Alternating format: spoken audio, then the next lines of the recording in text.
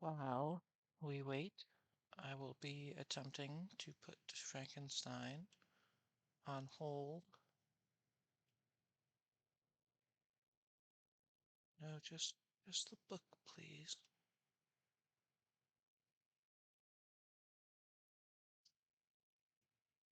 It's very difficult to just put a book on hold. Well, at least this particular book.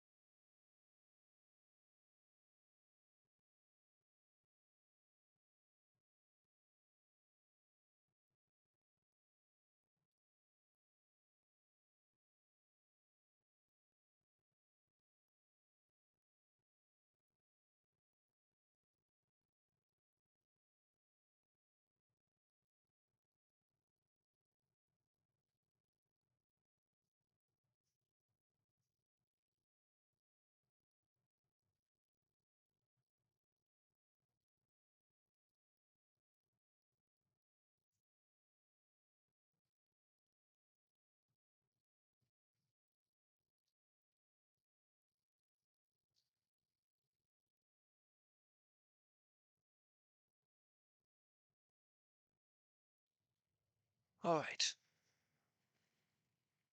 I have found a copy online of Frankenstein and will therefore be able to read that. Hey, Snuggle. Hey, Pumpkin. I have found a copy of Frankenstein, so I will be able to not only read that, but possibly share my screen while I do, which would let people, read along should they wish. But I will figure that out in a bit. I am thinking I will give people 5 minutes tonight. So in another minute or so, I'll start reading. Next step is face cam. Yes, yes. I truly would make that a channel points goal, but you have to do quite a lot to be able to have channel points available to your viewers, actually. So, I am not sure it's feasible to wait for uh, for me to get to channel point. Seems like a slow process.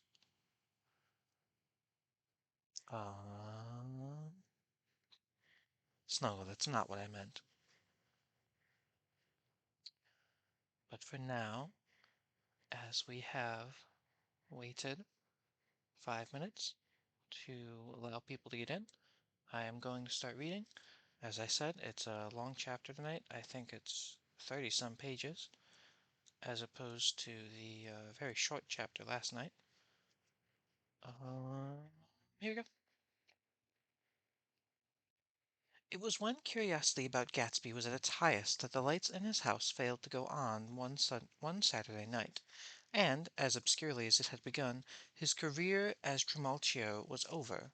Only gradually did I become aware that the automobiles which turned expectantly into his drive stayed for just a minute and then drove sulkily away. Wondering if he were sick, I went over to find out. An unfamiliar butler with a villainous face squinted at me suspiciously from the door.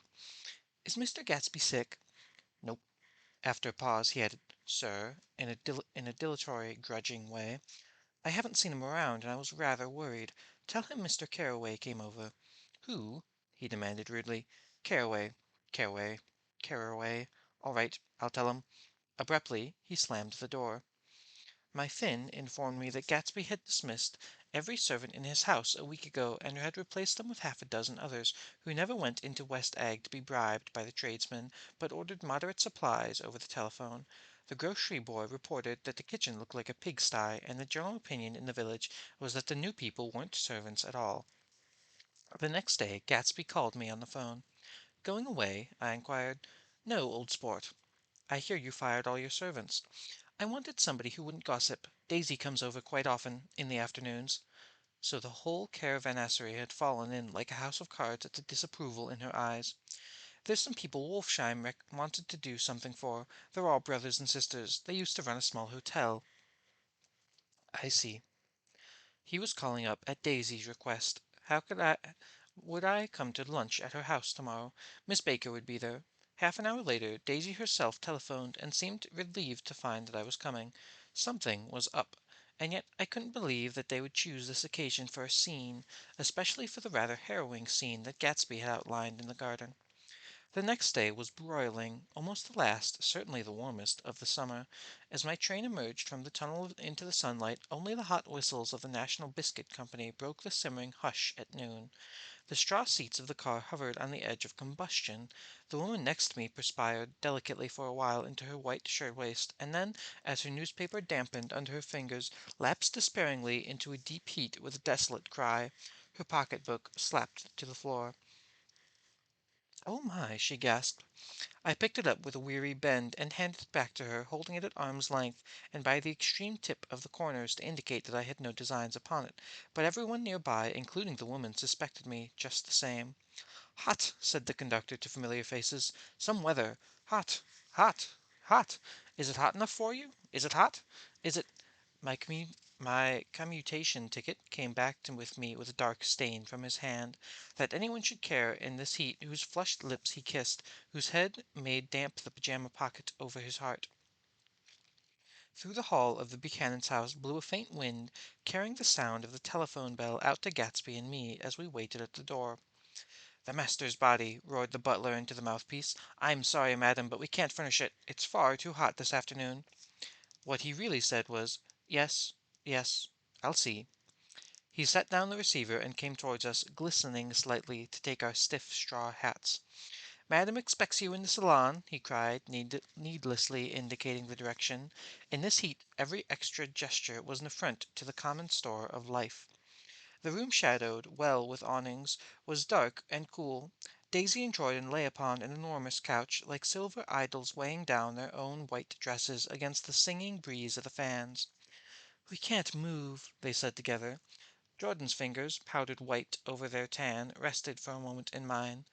"And Mr. Thomas Buchanan, the athlete?" I inquired.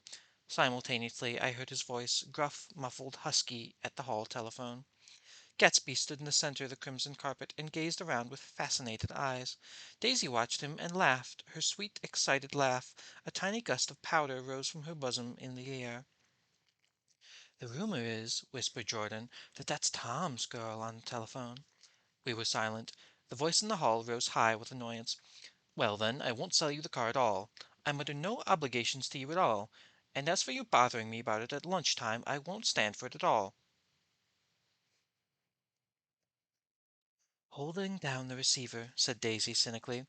"No, he's not," I assured her. "It's a bona fide deal. I happen to know about it." Tom flung open the door, blocked out its space for a moment with his thick body, and hurried into the room. Mr. Gatsby, he put his broad, flat hand with well-concealed dislike. I'm glad to see you, sir. Nick.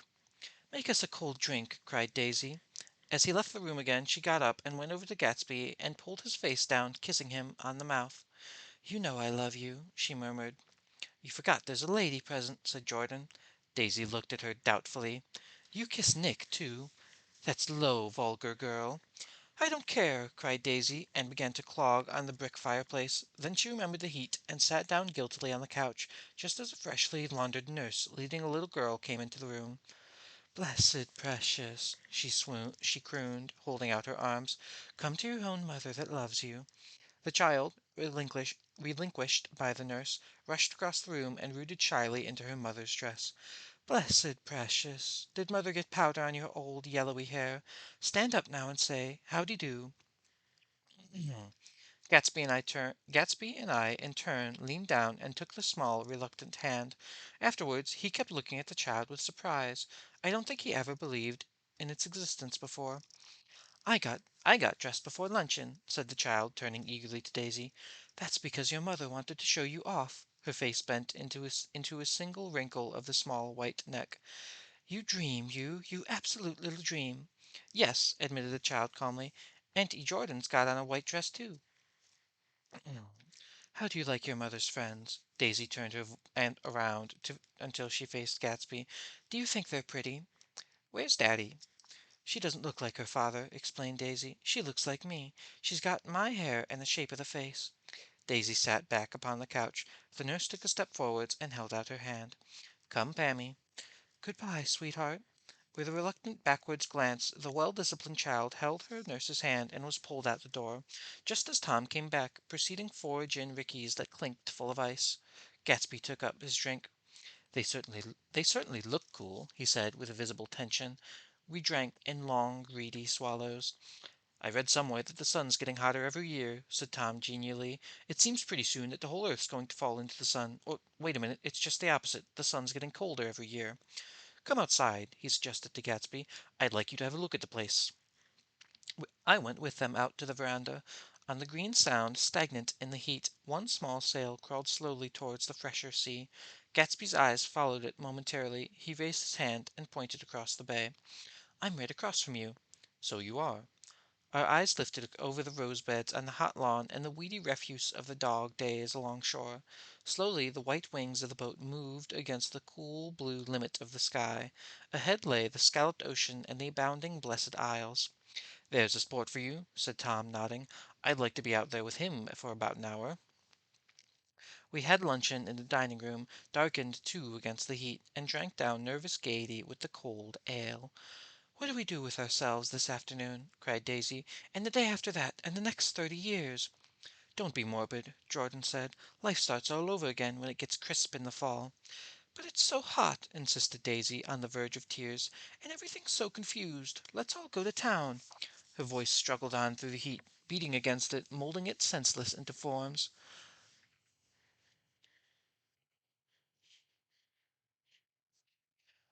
I've heard of making a garage out of a stable, Tom was saying to Gatsby, but I'm the first man who ever made a stable out of a garage.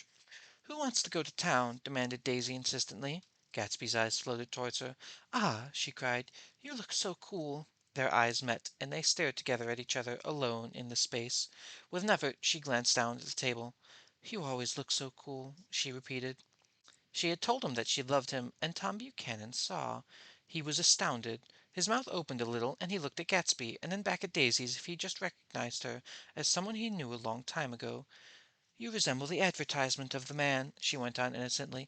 You know, the advertisement of the man. All right, broke in Tom quickly.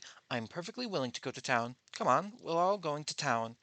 He got up, his eyes still flashing between Gatsby and his wife. No one moved. Come on. His temper cracked a little. What's the matter anyhow? If we're going to town, let's start. His hand, trembling with his effort at self-control, bore to his lips his last glass of ale. Daisy's voice got us to our feet and out onto the blazing gravel drive.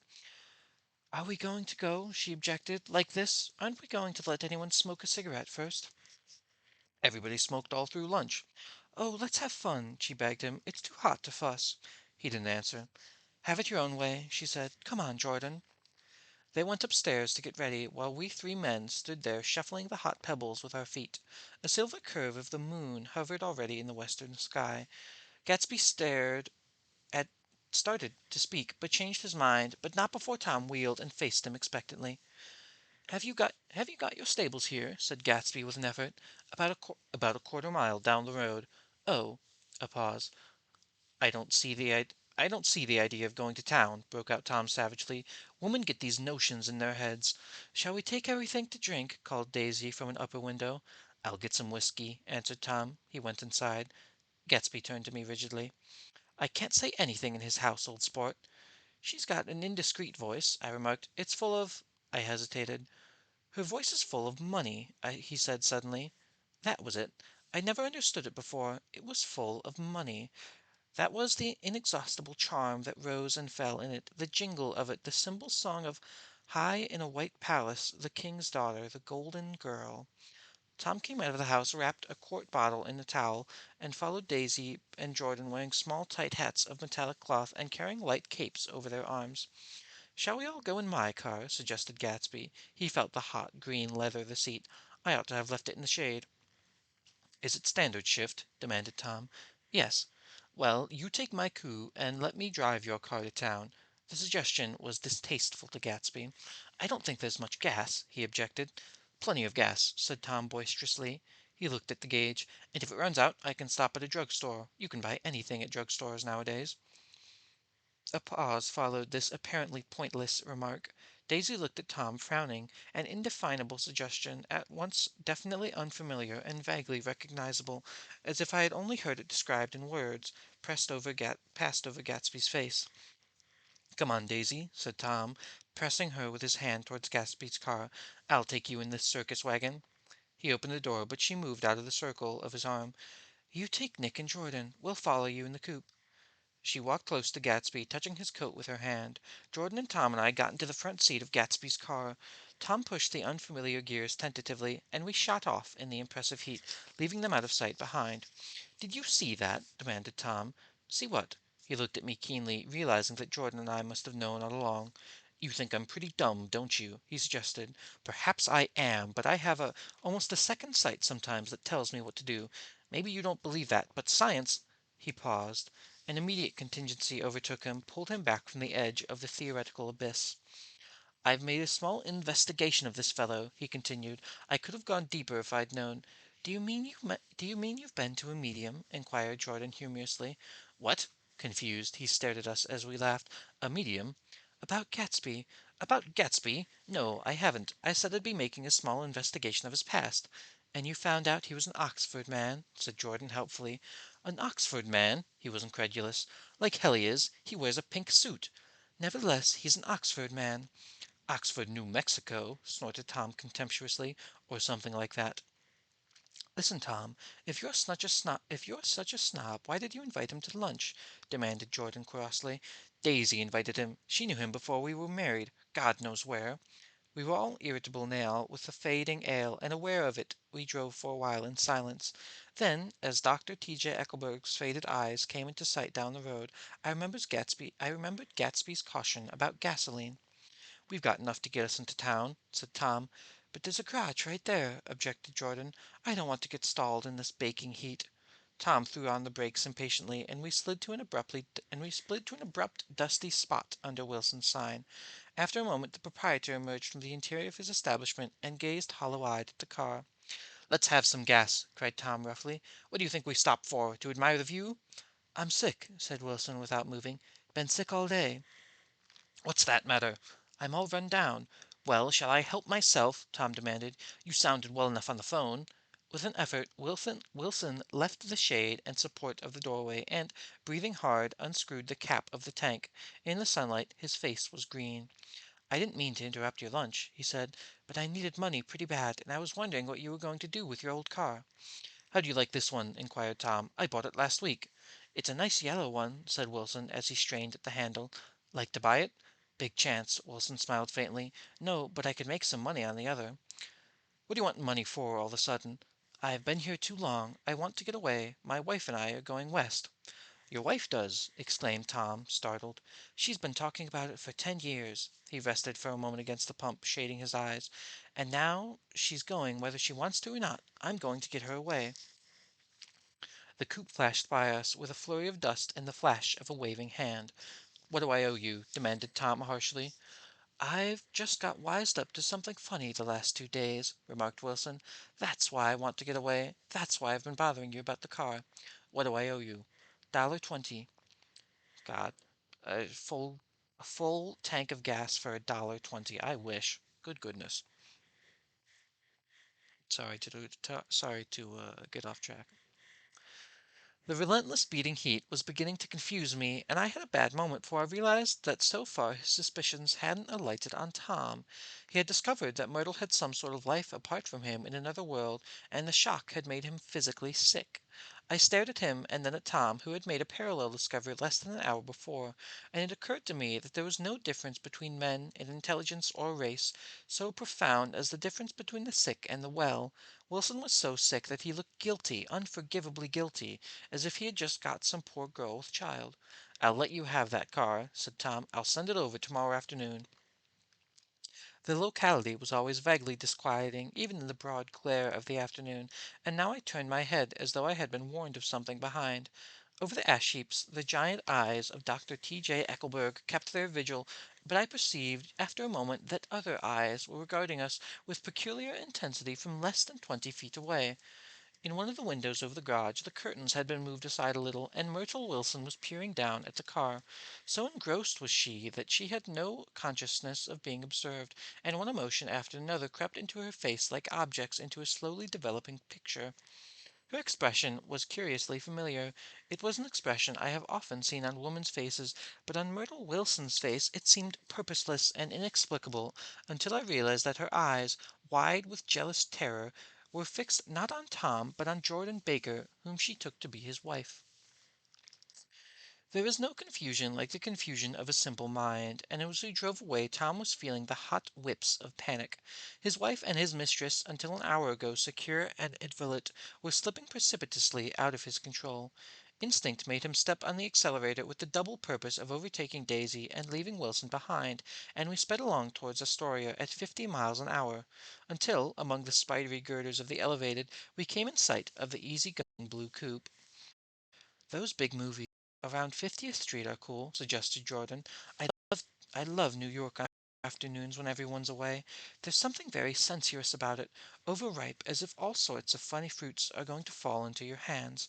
The word sensuous had an effect of farther disquieting Tom, but before he could invent a protest the coupe came to a stop, and Daisy signaled for us to draw up alongside. "Where are we going?" she cried. "How about the movies?" "It's so hot," she complained. "You go. We'll ride round and meet you after." With an effort her wit rose faintly. "We'll meet you on some corner. I'll be the man smoking 2 cigarettes." "We can't argue about it here," Tom said impatiently as a truck gave out a cursing whistle behind us. "You follow me to the south side of Central Park, in front of the plaza." Several times he turned his head and looked back for their car, and if traffic delayed them he slowed up until they came back into sight. I think he was afraid they would dart down a side street and out of his life forever. But they didn't, and we all took the less explicable step of engaging the parlor of a suite in the Plaza Hotel. The prolonged and tumultuous argument that ended by herding us into the room eludes me, though I have a sharp physical memory that, in the course of it, my underwear kept climbing like a damp snake around my legs, and intermittent beads of sweat rolled cool across my back. The notion originated with Daisy's suggestion that we hire 5 bathrooms and take cold baths, and then assumed more tangible form as a place to have a mint julep. Each of us said over and over that it was a crazy idea. We all talked at once to a baffled clerk, and thought or proceeded to think that we were being very funny. The room was large and stifling, and, though it was already 4 o'clock, opening the windows admitted only a gust of hot shrubbery from the park. Daisy went to the mirror and stood with her back to us, fixing her hair. "It's a swell suite," whispered Jordan respectfully, and everyone laughed. "Open another window," commanded Daisy, without turning around. "There aren't any more. Well, we'd better telephone for an axe." "The one thing to do is forget the heat," said Tom impatiently. "You'll make it 10 times worse by crabbing about it." He unrolled the bottle of whiskey from the towel and put it on the table. Why not let her alone, old sport? Remarked Gatsby. You're the one who wanted to come into town. There was a moment of silence. The telephone book slipped from its nail and splashed to the floor, whereupon Jordan whispered, "Excuse me," but this time no one laughed. "I'll pick it up," I offered. "I've got it." Gatsby examined the parted string, muttered in an interested way, and tossed the book on a chair. "That's a great expression of yours, isn't it?" said Tom sharply. "What is?" "All this old sport business. Where'd you pick that up?" "Now see here, Tom," said Daisy, turning around from the mirror. "If you're going to make personal remarks, I won't stay here a minute. Call up and order some ice for the mint julep." As Tom took up the receiver, the compressed heat exploded into sound, and we were listening to the portentous chords of Mendelssohn's Wedding March from the ballroom below. "Imagine marrying anybody in this heat!" cried Jordan dismally. "Still, I was married in the middle of June," Daisy remembered. "Louisville in June. Somebody fainted. Who was it that fainted, Tom?" "Biloxi," he answered shortly. "A man named Biloxi. Biloxi. He made boxes. That's a fact. He was from Biloxi, Mississippi." "They carried him into my house," appended Jordan, "because we lived just 2 doors from the church, and he stayed 3 weeks until Daddy told him he had to get out. The day after he left, Daddy died." After a moment, she added, as though it might have sounded irreverent, "There wasn't any connection." "I used to know a Bill Biloxi from Memphis," I remarked. "That was his cousin. I knew his whole family history before he left. He gave me an aluminum putter that I use today." The music had died down as the ceremony began. Now a long cheer floated in the window, followed by intermittent cries of "Yeah!" and finally by a burst of jazz as the dancing began. "We're getting old," said Daisy. "If we were young, we'd rise and dance." "Remember Biloxi," Jordan warned her. "Where'd you know him from, Tom?" "Biloxi?" He concentrated with an effort. "I didn't know him. He was a friend of Daisy's." "He was not," she denied. "I've never seen him before. He came down in the private car." "Well, he said he knew you. He said he was raised in Louisville. Asa Bird brought him around at the last minute and asked if we had room for him." Jordan smiled. "He was probably bumming his way home. He told me he was president of your class at Yale." Tom and I looked at each other blankly. "Biloxi?" "First of all, we didn't have any president." Gatsby's foot beat a short, restless tattoo, and Tom eyed him suddenly. "By the way, Mr. Gatsby, I understand you're an Oxford man." "Not exactly." "Oh, yes, I understand you went to Oxford." "Yes, I went there." A pause. Then Tom's voice, incredulous and insulting. "You must have gone there about the time Biloxi went to New Haven." Another pause. A waiter knocked and came in with a crushed mint and ice, but the silence was unbroken by his "thank you" and the soft closing of the door. This tremendous detail was to be cleared up at last. "I told you I went there," said Gatsby. "I heard you, but I'd like to know when." "It was in 1919. I only stayed 5 months. That's why I can't really call myself an Oxford man." Tom glanced around to see if we mirrored his unbelief, but we were all looking at Gatsby. "It was an opportunity they gave to some of the officers after the armistice," he continued. "We could go to any of the universities in England or France." I wanted to get up and slap him on the back. I had one of those renewals and complete faith in him that I'd experienced before. Daisy rose, smiling faintly, and went to the table.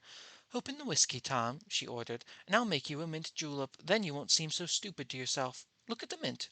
"Wait a minute," snapped Tom. "I want to ask Mr. Gatsby one more question." "Go on," said Gatsby politely.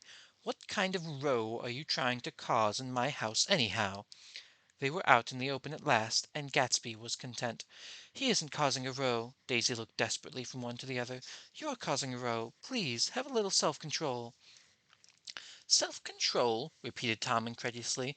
"I suppose the latest thing is to sit back and let Mr. Nobody from Nowhere make love to your wife. Well, if that's the idea, you can count me out. Nowadays people begin by sneering at family life and family institutions, and next they'll throw everything overboard and have intermarriage between black and white." Flushed with his impassioned gibberish, he saw himself standing alone on the last barrier of civilization. "We're all white here," murmured Jordan. "I know I'm not very popular. I don't give big parties. I suppose you've got to make your house into a pigsty in order to have any friends in the modern world." Angry as I was, as we all were, I was tempted to laugh at whenever he opened his mouth. The transition from libertine to prig was so complete. "I've got something to tell you, old sport," began Gatsby, but Daisy guessed his intention. "Please don't," she interrupted helplessly. "Please, let's all go home. Why don't we all go home?" "That's a good idea." I got up. "Come on, Tom. Nobody wants a drink." "I want to know what Mr. Gatsby has to tell me." "Your wife doesn't love you," said Gatsby. "She never loved you. She loves me." You must be crazy!" exclaimed Tom automatically.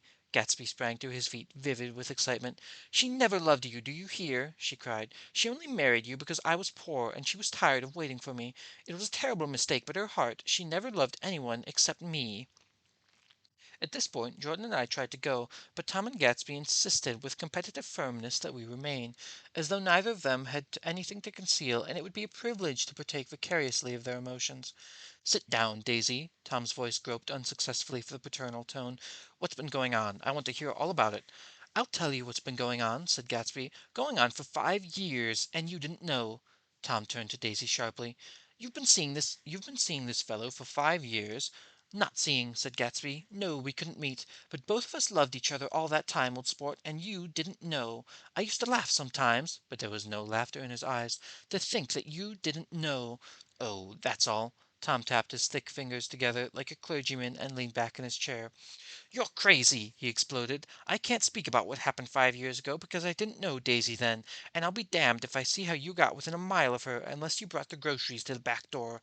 But all the rest of it's a goddamned lie. Daisy loved me when she married me, and she loved me now." "No," said Gatsby, shaking his head. "She does, though. The trouble is that sometimes she gets foolish ideas in her head and she doesn't know what she's doing." He nodded sagely. "And what's more, I love Daisy, too. Once in a while I go off on a spree and make a fool of myself, but I always come back, and in my heart I love her all the time." "You're revolting," said Daisy. She turned to me, and her voice, dropped an octave lower, filled the room with thrilling scorn. "Do you know why we left Chicago? I'm surprised they didn't treat you to the story of that little spree." Gatsby walked over and stood beside her. "Daisy, it's all over now," he said earnestly. "It doesn't matter any more. Just tell him the truth, that you never loved him, and it's all wiped out forever." She looked at him blindly. "Why, how could I love him, possibly?" "You never loved him." She hesitated. Her eyes fell on Jordan and me with a sort of appeal, and though she realized at last what she was doing, as though she had never, all along, intended on doing anything at all. But it was done now. It was too late. "I never loved him," she demanded with perceptible reluctance. Not at Capiolani?" demanded Tom suddenly. "No." From the ballroom beneath, muffled and suffocating chords were drifting up on hot waves of air. "Not the day I carried you down from the punch bowl to keep your shoes dry?" There was a husky tenderness in his tone. "Daisy?" "Please don't." Her voice was cold, but the rancor was gone from it. She looked at Gatsby. "There, Jay," she said, but her hand, as she tried to light a cigarette, was trembling. Suddenly she threw the cigarette and the burning match on the carpet. "Oh, you want too much!" she cried to Gatsby. "I love you now. Isn't that enough? I can't help what's past." She began to sob helplessly. "I did love him once, but I loved you too." Gatsby's eyes opened and closed. "You loved me too?" he repeated. "Even that's a lie," said Tom savagely. "She didn't know you were alive. Why, there's things between Daisy and me that you'll never know, things neither of us can ever forget." The words seemed to bite physically into Gatsby. "I want to speak to Daisy. I want to speak to Daisy alone," he insisted. "She's all excited now. Even alone I can't say I never loved Tom," she admitted in a pitiful voice. "It wouldn't be true." "Of course it wouldn't," agreed Tom. She turned to her husband. "As if it mattered to you.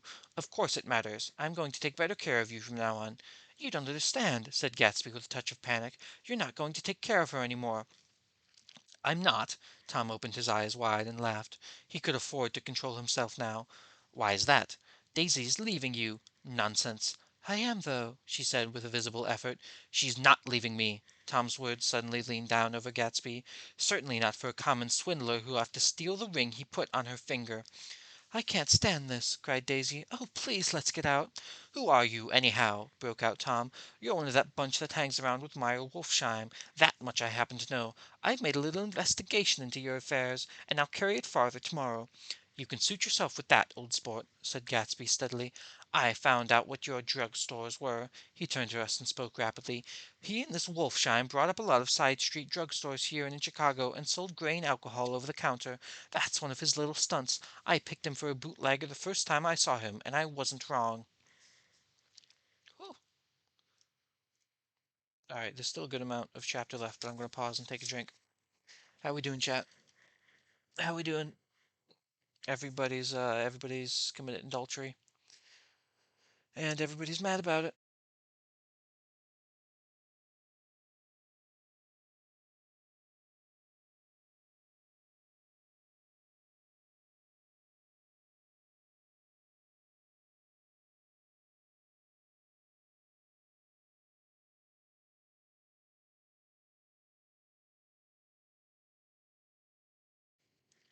I'm surprised I can keep track of all these voices, honestly.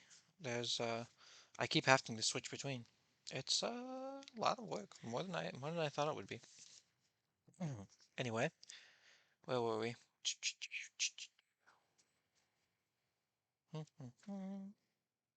Okay, yes.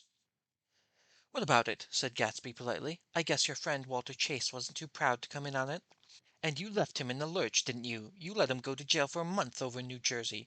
God, you ought to hear Walter on the subject of you. He came to us dead broke. He was very glad to pick up some money, old sport. Don't you call me old sport, cried Tom. Gatsby said nothing. Walter could have you up on the betting laws, too, but Wolfsheim scared him into shutting his mouth. The unfamiliar yet recognizable look was back again in Gatsby's face. That drugstore business was just small change, continued Tom slowly, but you've got something on now that Walter's afraid to tell me about. I glanced at Daisy, who was staring terrified between Gatsby and her husband, and at Jordan, who had begun to balance an invisible but absorbing object on the tip of her chin.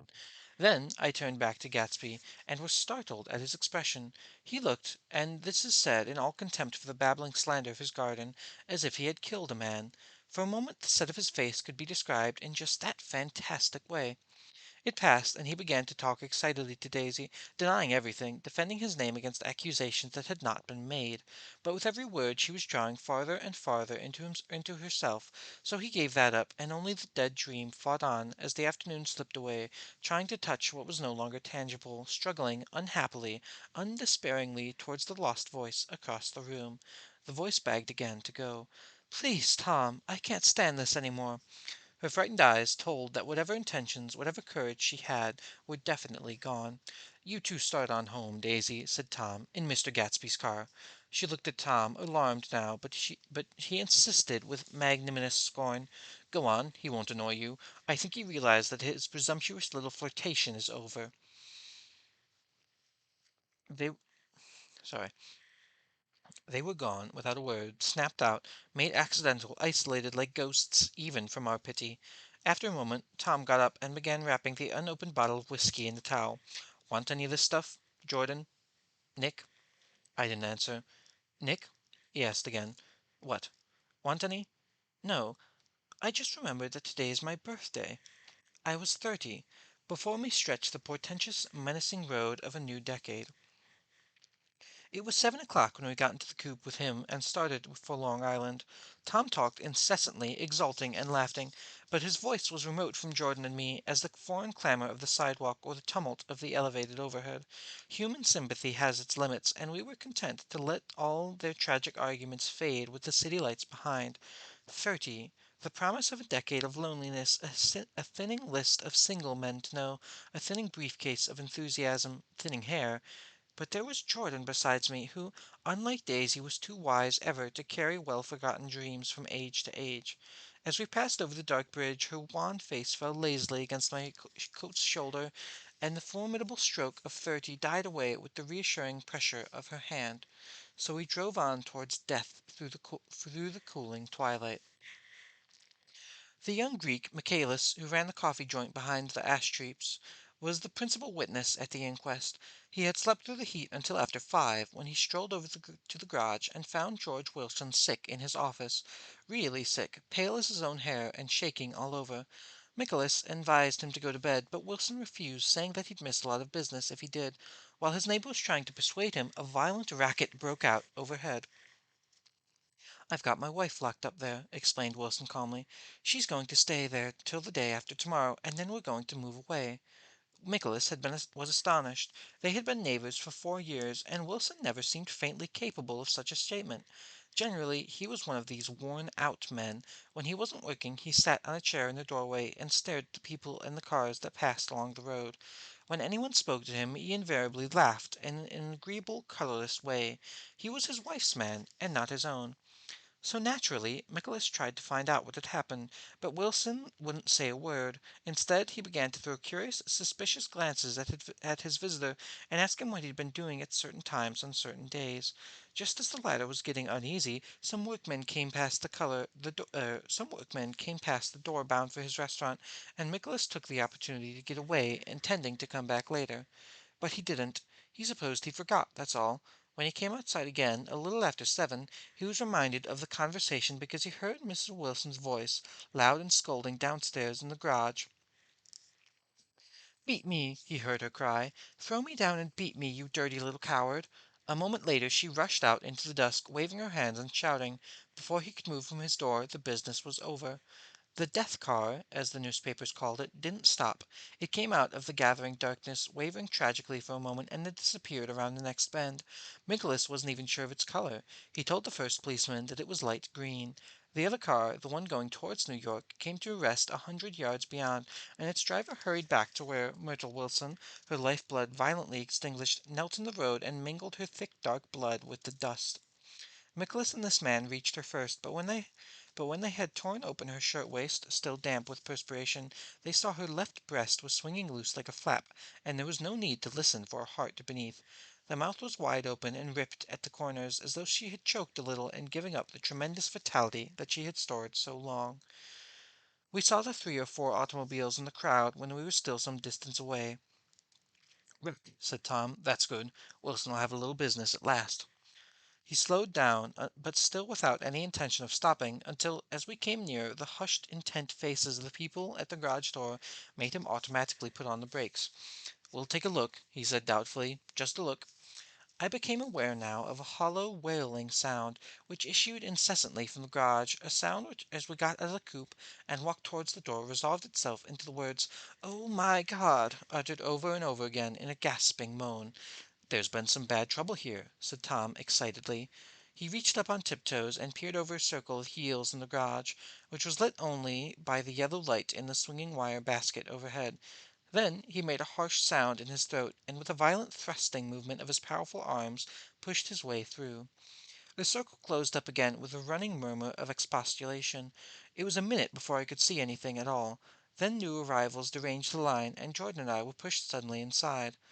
Myrtle Wilson's body, wrapped in a blanket and then in another blanket, as though she suffered from a chill in the hot night, lay on a work table by the wall, and Tom, with his back to us, was bending over it motionless. Next to him stood a motorcycle policeman taking down names with much sweat and correction in a little book. At first I couldn't find the source of the high, groaning words that echoed clamorously through the bare garage. Then I saw Wilson standing on the raised threshold of his office, swaying back and forth and holding on to the doorposts with both hands. Some man was talking to him in a low and attempting, from time to time, to lay a hand on his shoulder, but Wilson neither heard nor saw. His eyes would drop slowly from the swinging light to the wall, to the laden table by the wall, and then jerk back to the light again, and he gave out incessantly his high, horrible call. "Oh, my God! Oh, my God! Oh, God! Oh, my God!" Presently Tom lifted his head with a jerk, and, after staring around the garage with glazed eyes, addressed a mumbling, incoherent remark to the policeman. "M-A-V," the policeman was saying. "O, no, R," corrected the man. "M-A-V-R-O." "Listen to me," muttered Tom fiercely. "R," said the policeman. "O, G, G." He looked up at Tom's broad hand, as Tom's broad hand fell sharply on his shoulder. "What do you want, fella?" "What happened? That's what I want to know." "Otto hit her. Killed her instantly." "Instantly killed," repeated Tom, staring. "She ran out in the road. Son of a bitch didn't even stop his car." "There was 2 cars," said Michaelis. "One coming, one going, see?" "Going where?" asked the policeman keenly. "One going each way. Well, she—" His hand rose towards the blankets, but stopped halfway and fell to his side. "She ran out at the one coming from New York, knocked her right into her, coming 30 or 40 miles an hour." "What's the name of this place here?" demanded the officer. "Hasn't got a name." A pale, well-dressed negro stepped near. "It was a big car," he said. "Big yellow car. New." "See the accident?" asked the policeman. "No, but the car passed me down the road going faster than 40, going 50, 60. "Come here and let's have your name. Look out now. I want to get his name."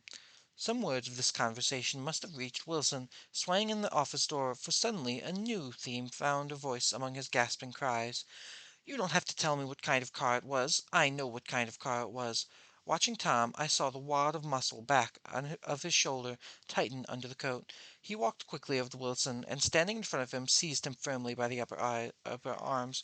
"You've got to pull yourself together," he said with soothing gruffness. Wilson's eyes fell upon Tom. He started on his tiptoes and then would have collapsed to his knees had Tom not held him upright. "Listen," said Tom, shaking him a little. "I've got here a minute ago from New York. I'm bringing you that coupe we've been talking about. That yellow car I was driving this afternoon wasn't mine. Do you hear? I haven't seen it all afternoon." Only the negro and I were near enough to hear what he said, but the policeman caught something in the tone and looked over with truculent eyes. "What's all that?" he demanded. "I'm a friend of his." Tom turned his head, but kept his hands firmly on Wilson's body. "He says he knows the car that did it. It was a yellow car." Some dim impulse moved the policeman to look suspiciously at Tom. "And what color's your car?" "It's a blue car, a coupe." "We've come straight from New York," I said. Someone who had been driving a little behind us confirmed this, and the policeman turned away. "Now, if you'll let me have that name again, correct?" Picking up Wilson like a doll, Tom carried him into the office, set him down on a chair, and came back. If somebody will come here and sit with him," he snapped authoritatively. He watched while the two men standing closest glanced at each other and went unwillingly into the room. Then Tom shut the door on them and came down the single step, his eyes avoiding the table. As he passed close to me, he whispered, "Let's get out." Self-consciously, with his authoritative arms breaking the way, we pushed through the still gathering crowd, past the hurried doctor, case in hand, who had been sent for in wild hope half an hour ago. Tom drove slowly until we were beyond the bend. Then his foot came down hard, and the coupe raced through the night. It was a little while I heard a husky sob and saw that tears were overflowing down his face. "That goddamned coward!" he whimpered. "He didn't even stop his car." The Buchanan's house floated suddenly towards us through the dark, rustling trees. Tom stopped beside the porch and looked up at the second floor, where two windows bloomed with light among the vines. "Daisy's home," he said. As we got out of the car, he glanced at me and frowned slightly. "I ought to have dropped you in West Egg, Nick. There's nothing we can do tonight." A change had come over him, and he spoke gravely and with decision. As we walked across the moonlight gravel to the porch, he disposed of the situation in a few brisk paces. "I'll telephone for a taxi to take you home, and while you're waiting you and Jordan better go into the kitchen and have them get you some supper, if you want any." He opened the door. "Come in." "No, thanks, but I'm glad if you'd order me a taxi. I'll just wait outside." Jordan put her hand on my arm. "Won't you come in, Nick?" "No, thanks." I was feeling a little sick and I wanted to be alone, but Jordan lingered for a moment more. "It's only 9:30," she said. I'd be damned if I'd go in. I'd have enough of all of them for one day, and suddenly that included Jordan too. She must have seen something of this in my expression, for she turned abruptly away and ran up the porch steps into my house. I sat down for a few minutes with my head in my hands, until I heard the phone taken up inside and the butler's voice calling a taxi. Then I walked slowly down the drive, away from the house, intending to wait by the gate. I hadn't gone 20 yards when I heard my name, and Gatsby stepped out from between two bushes in the path. I must have felt pretty weird by that time, because I could think of nothing except the luminosity of his pink suit under the moon. "What are you doing?" I inquired. "Just standing here, old sport." Somehow that seemed a despicable occupation. For all I knew, he was going to rob the house in a moment. I wouldn't have been surprised to see sinister faces, the faces of Wolfsheim's people, behind him in the dark shrubbery. "Did you have any trouble on the road?" he asked for a minute. "Yes." He hesitated. "Was she killed?" "Yes." "I thought so. I told Daisy I thought so. It's better that shock should come all at once. She stood it pretty well." He spoke as if Daisy's reaction was the only thing that mattered. "I got to West Egg by a side road," he went on, "and left the car in my garage. I don't think anybody saw us, but of course I can't be sure." I disliked him so much by this time I couldn't find it necessary to tell him he was wrong. "Who was the woman?" he inquired. "Her name was Wilson. Her husband owns the garage. How the devil did that happen?" "Well, I tried to swing the wheel," he broke off, and suddenly I guessed the truth. "Was Daisy driving?" "Yes," he said after a moment, "but of course I'll say I was. You see, when we left New York she was very nervous, and she thought it would steady her to drive. And this woman rushed out at us just as we were passing a car coming the other way. It all happened in a minute, but it seemed to me that she wanted to speak to us, that thought she was somebody we knew. First Daisy turned away from the woman towards the other car, but then she lost her nerves and turned back. The second my hand reached for the wheel I felt the shock. It must have killed her instantly. It ripped her open. Don't tell me, old sport," he winced. "Anyhow, Daisy stepped on it. I tried to make her stop, but she couldn't, so I pulled on the emergency brake. Then she fell over into my lap, and she drove on." "She'll be all right tomorrow," he said presently. "I'm just going to wait here and see if he tries to bother her about that unpleasantness this afternoon. She's locked herself into her room, and if he tries any brutality she's going to turn the light out and on again." "He won't touch her," I said. "He's not thinking about her." "I don't trust him, old sport." "How long are you going to wait?" "All night, if necessary. Anyhow, till they go to bed." A new point of view occurred to me. Suppose Tom found out that Daisy had been driving. He might think he saw a connection in it. He might think anything. I looked at the house, and there were two or three bright windows downstairs, and the pink glow of Daisy's room on the second floor. "You wait here," I said. "I'll see if there's any sign of commotion." I walked along the border of the lawn, traversed the gravel softly, and tiptoed up the veranda steps. The drawing room curtains were open, and I saw that the room was empty. Crossing the porch where we had dined that June night 3 months before, I came to a small rectangle of light which I guessed was the pantry window. The blind was drawn, but I found a rift in the sill. Daisy and Tom were sitting opposite each other at the kitchen table, with a plate of cold fried chicken between them and two bottles of ale. He was talking intently across the table at her, and in his eagerness his hand had fallen upon and covered her own. Once in a while she looked up at him and nodded in agreement. They weren't happy, and neither of them had touched the chicken or ale, and yet they weren't unhappy either. There was an unmistakable air of natural intimacy about the picture, and anybody would have said that they were conspiring together. As I tiptoed from the porch, I heard my taxi feeling its way along the dark road towards the house. Gatsby was waiting where I had left him in the drive. "It's all quiet up there?" he asked anxiously. "Yes, it's all quiet." I hesitated. "You had better come and get some sleep." He shook his head. "I want to wait here till Daisy goes to bed. Good night, old sport." He put his hands in his coat pockets and turned back eagerly to his scrutiny of the house, as though my presence marred the sacredness of the vigil. So I walked away and left him there, standing in the moonlight, watching over nothing. And that is the end of this chapter. And goodness, I am glad that I started stream early today, as that took 48 minutes to read. Let me grab another drink and then I can read chat some.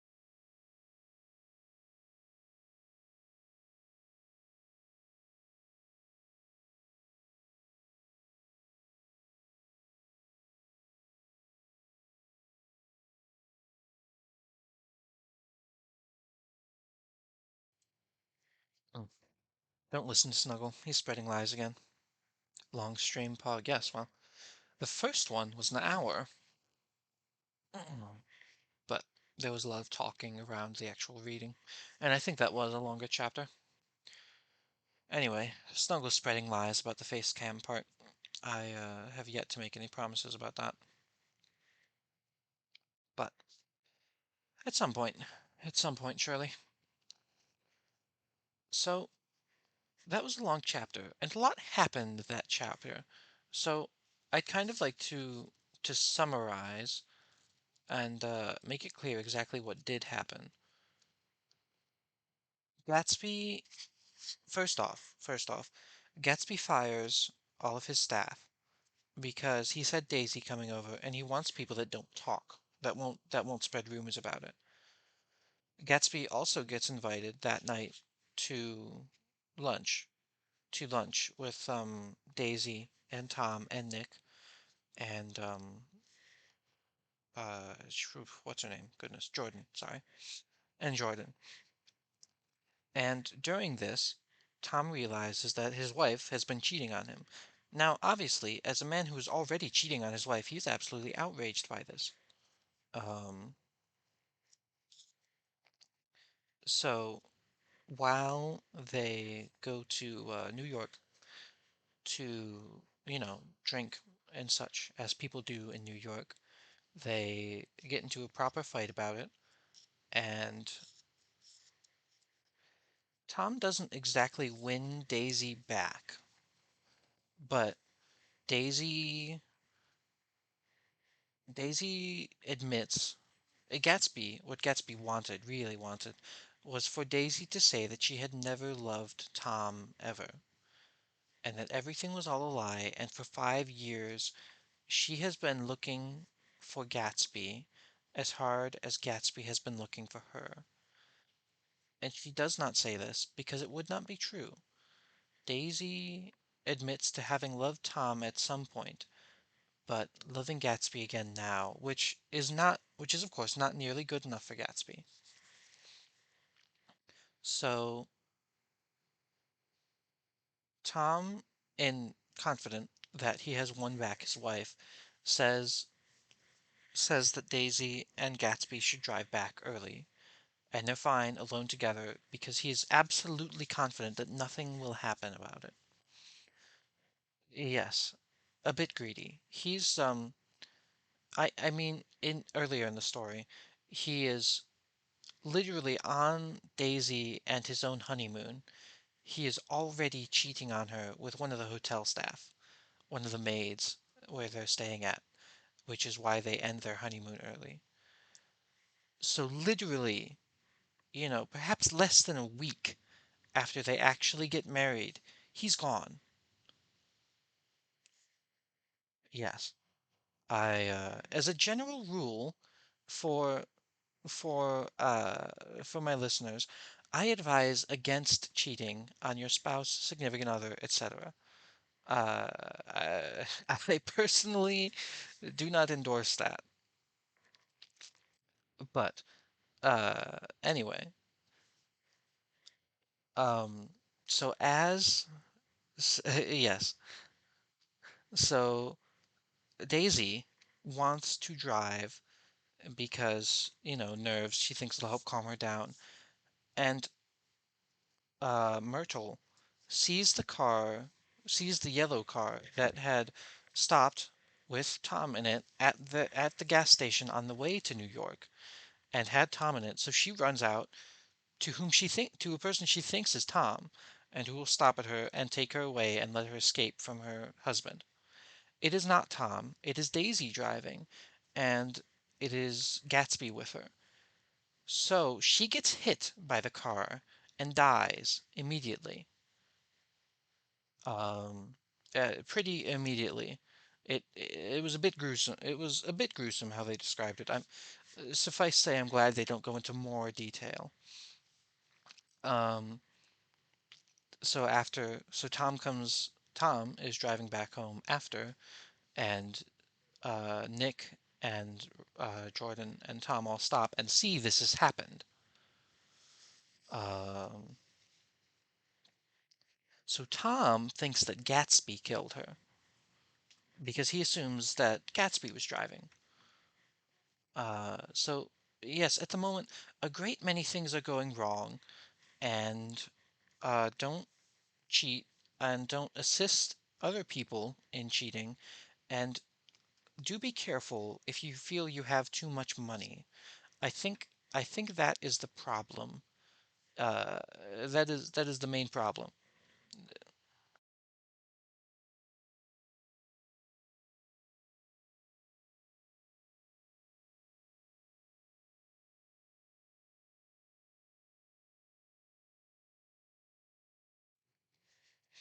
Yes, I know you might not have a problem with that, Poppy.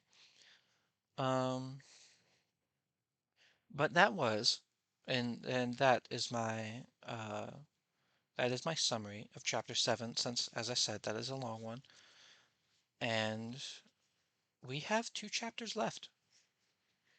We have, uh, we have 20, 30, we have 32 pages left of the book. So, at Snuggles' request, I am planning on reading Frankenstein next, and I have found a, yes, yes, it's coming quite soon. Two more streams, maybe one more stream. I might. I don't know. I don't really want to start early all the time.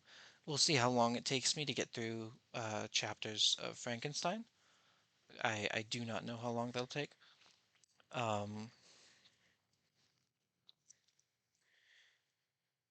what was this? What was I saying? I found a copy of Frankenstein online, which means that I could also stream my screen and allow people to read along with me should they so choose, though I always got annoyed by that, as I am a much faster reader than people generally read aloud.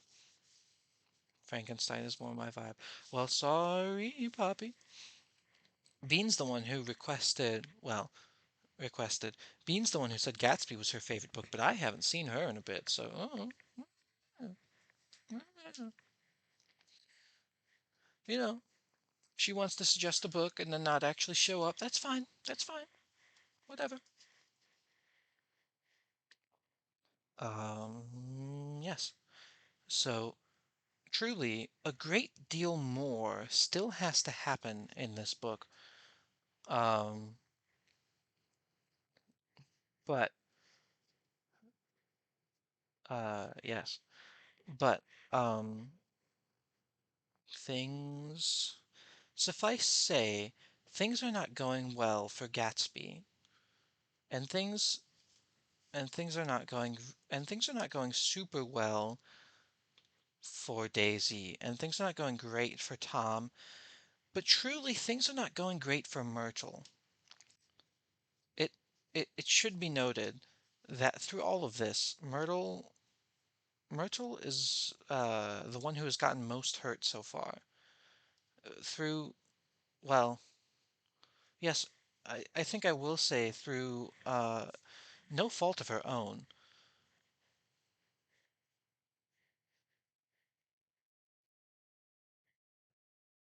Yes, yes, I think I can say that. Through, at very least, very little fault of her own, she is the one who has gotten most hurt so far in this whole scheme of I can't even say love triangle, perhaps love polygon of some sort. It should be noted that she is the first one to go. Uh, but that was chapter 7, and we have 2 more chapters left. So within the next 2 days, I do plan on streaming tomorrow and the day after that. We should finish Gatsby. And I don't know if I will take, if I will give myself a 3 day weekend. Am I doing that? Yes, a 3 day weekend between. Am I doing that math right? No, I'm not. I'm not. So that should be. That should leave Gatsby off at my weekend cutoff, as I don't stream on Fridays or Saturdays.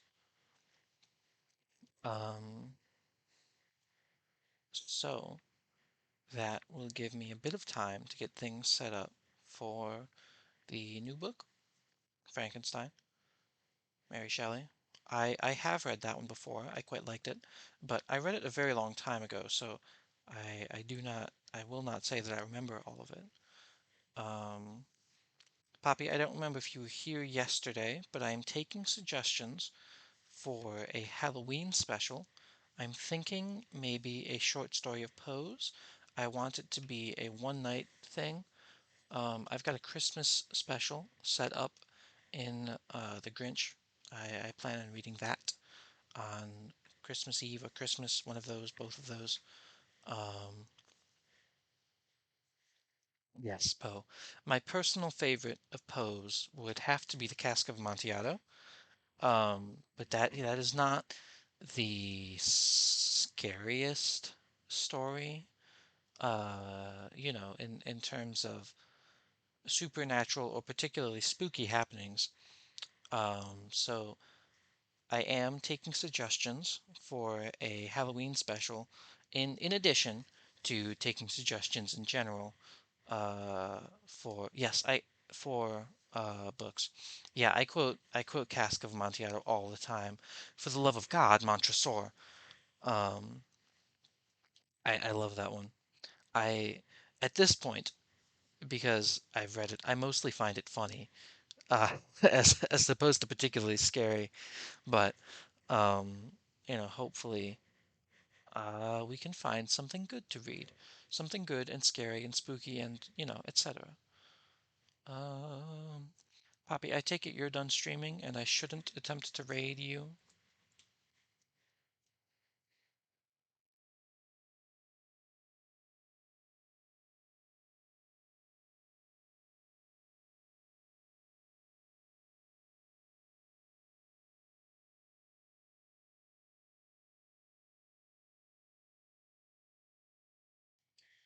Poppy, focus on your own stream. Come on. But yes, I will, with that in mind, that I am, as always, taking suggestions. And if you are not in, feel free to join the Discord, and in which I have a section for suggestions.